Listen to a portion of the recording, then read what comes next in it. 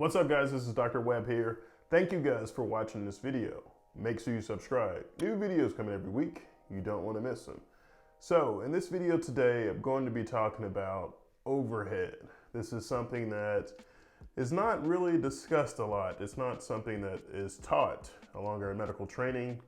When you are done with your training, done with your residency, done with your fellowship, and then you're looking for jobs, this is something that is really important that you have to pay attention to. For those that are new to the channel, welcome. My name is Dr. Antonio Webb, and I am an orthopedic spine surgeon here in San Antonio, Texas. So, for those that don't know what overhead is essentially your expenses for your business. If you are in private practice, and I talked about the different practice models in a previous video, and I'll put that right up here. But if you are in private practice, you have to pay for your expenses. You have to pay for the building that you're renting.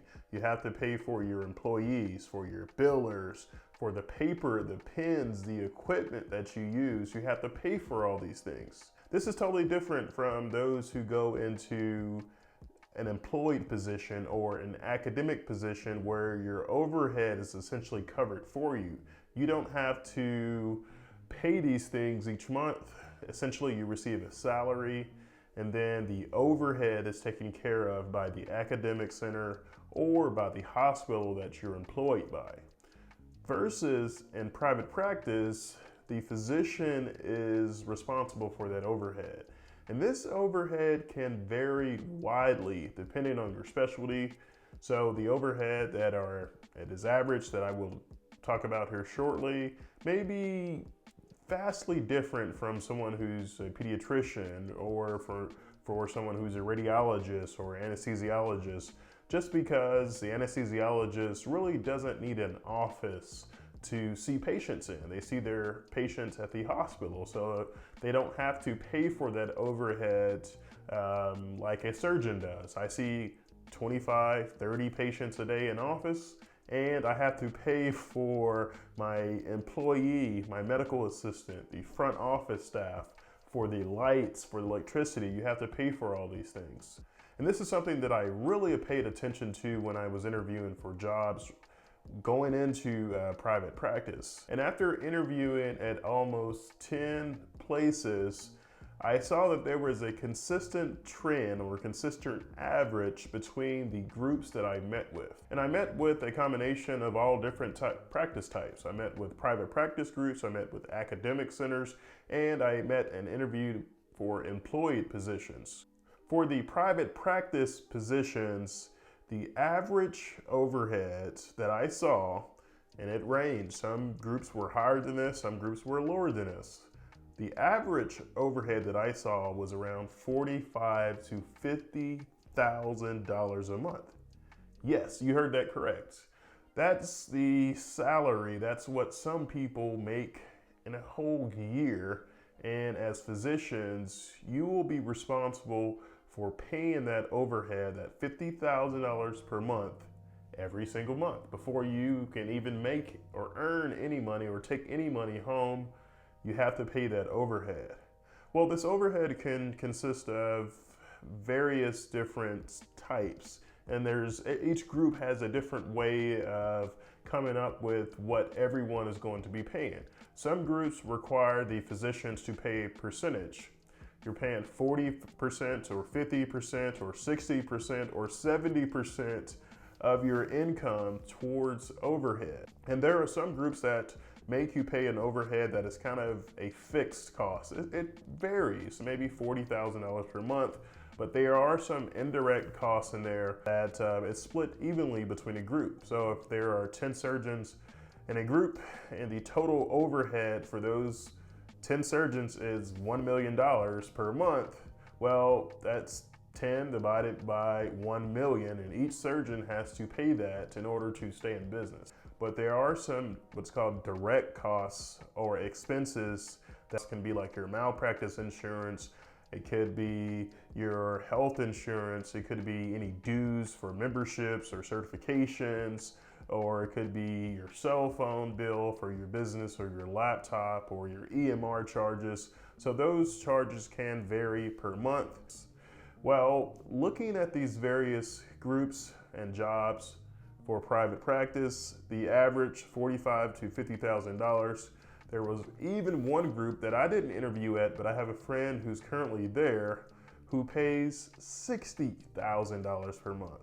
So this is one of the things that I use to eliminate certain groups when I was interviewing for jobs. I looked at how much would I have to pay for my overhead. And being out in practice for the last few months, I can see how challenging it is to meet that, let's say, $50,000 mark every single month. You have to see a lot of patients. You have to do a lot of surgeries. You have to bring in a lot of income.